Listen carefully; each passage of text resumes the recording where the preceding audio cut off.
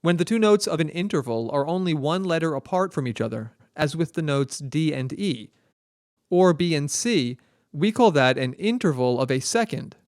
An interval of a second is any interval which spans two positions on the staff. Now, depending upon the amount of half steps separating each note, an interval of a second can be either major or minor.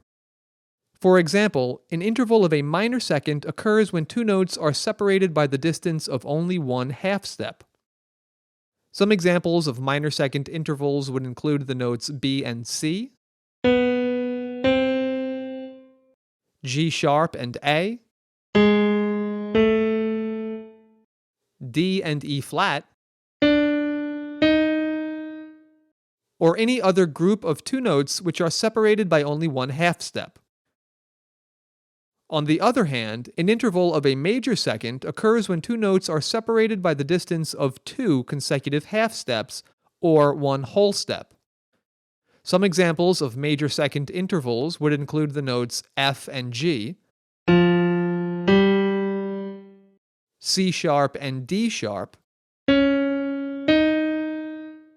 A flat and B flat, or any other group of two notes which are separated by one whole step. Recognizing intervals of a second on the staff can be relatively simple.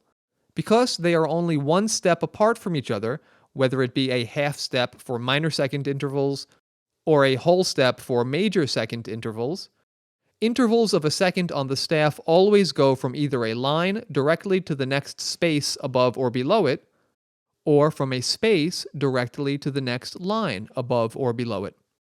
It is up to the performer to determine whether the distance separating each note is a minor second interval, a half step, or a major second interval, a whole step. In the next video, we are going to learn about an interval of a third. We will discuss how, like an interval of a second, an interval of a third can also be either major or minor.